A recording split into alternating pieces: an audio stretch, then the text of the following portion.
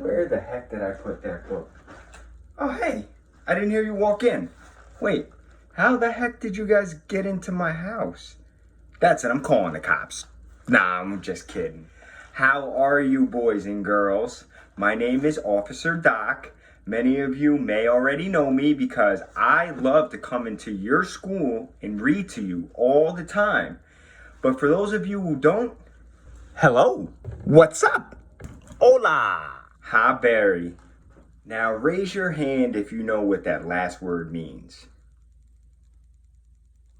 It's okay if you don't, because many of you may have not heard it before, but it simply means hi or hello in Swahili. And Swahili is the native language for many countries in the continent of Africa, including a small country at the heart of the continent called Kenya, where my father was from. Now let's all try to say it together one more time. Hi, Barry. Hi, Barry. Hello, boys and girls. Now, you may be wondering, why are we talking so much about Africa and African countries and African language and its people? And that's because it's Black History Month. Black history, Black history, Black history, Black history. Now, the unique thing about Black History Month that I personally love the best is that it's a time where we can all set aside our differences and come together no matter what race or ethnicity you are and celebrate the Black culture together. Now today, boys and girls, I am here to read you a children's book that was written by a Black author, and the pictures were actually drawn by a young lady who grew up in West Africa and happens to be a personal friend of mine. Now, before I go into reading this book, I want to talk about a very important word that represents the theme for Black History Month, and that's the word together. I know police officers are strong and tough by ourselves, but our strength is in numbers, and when we work together, we can get a lot more done. And for police officers, it's always safer to work with a partner. So I brought one today to help me read this book to you guys. But where is he? He should have been here by now. Wanna go? Let's go get him. Let's go check on him. All right, guys and gals, let's see if we can find my partner and draw him out of hiding. Let's see if any of you can guess who my special guest partner is for the day.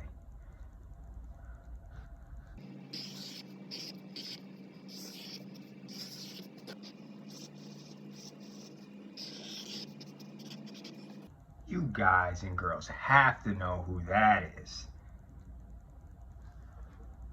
But let's keep going.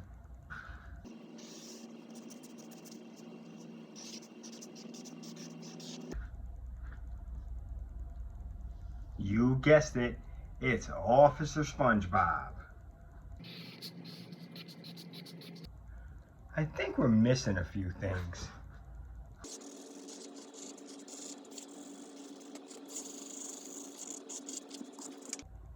He's almost done. But let me ask you guys this. What does every police officer wear? What does every police officer have on their chest, right over their heart? That's right, a badge. All right, Officer SpongeBob, you got my back. Let's get to reading. This book was written by a Black female author named Nikki Grimes. Now, she's a New York Times best-selling author. And I know it's a story that should be read by mommies to their daughters, but I wanted to read it to all of you today because the animals and creatures depicted in the story are all ones that you would see in the continent of Africa and throughout many African countries. All right, boys and girls, this story is called Bedtime for Sweet Creatures. No, no, no. Beat the word like a drum the minute I say, come, sweet creature, it's bedtime. You ask, As if you didn't know. Your eyes swell, wide as owls. Let's go, I say. Who? Who?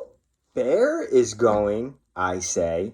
He'll be awfully lonely without you.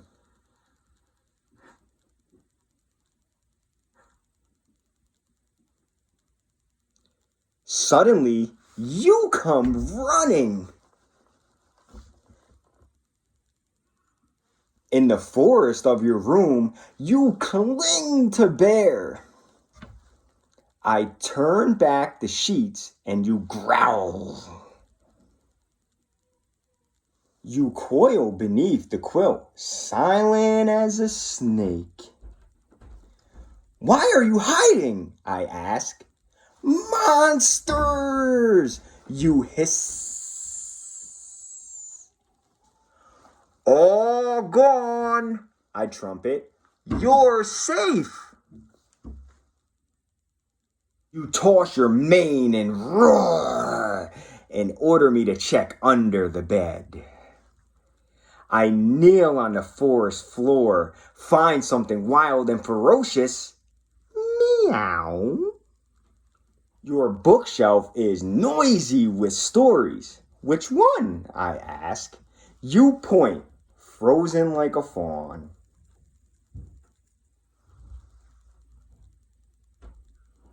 Until you hear, once upon a time.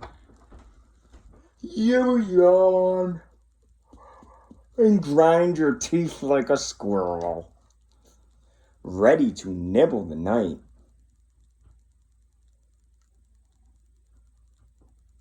I'm not sleepy, you tell me. I smile and tuck you in tight. A koala, you hang on to me for one last kiss. I love you, Mommy. I love you more. Okay, lights out, I say. Fearless like a tiger, you crouch. Just in case you're ready to pounce on the goblins in the dark. Later, you bound out of bed, sly wolf on the hunt for water. Hurry, I whisper from the kitchen door. Last glass. You lope back to bed before Bear can miss you. Bathroom! You yell out loud and hop up once again. Good night, I call. Silence falls over the house. Dad and I slip into our bed, half asleep. We hear one small toddler whisper, Mommy, can I sleep with you? I sigh and pull back the blanket. Come on, I say, crawl in. Owl, bear, snake, kitty, fawn, squirrel, koala, tiger, wolf, and one very sleepy child. The end. Happy Black History Month, boys and girls. It was very nice to be able to read to all of you once again. Even though it's virtual and we're not in person, I just wanted to give each and every single one of you a big virtual hug. And make sure you thank your teachers for all that they've been doing through this pandemic. Now remember to stay safe and stay healthy. And the challenge for you this month is to try to find out one new fact that you didn't know that has to do with Black or African culture. And I'll be stopping by the schools to ask you your answers. Have a good night, boys and girls. Officer Doc, signing out.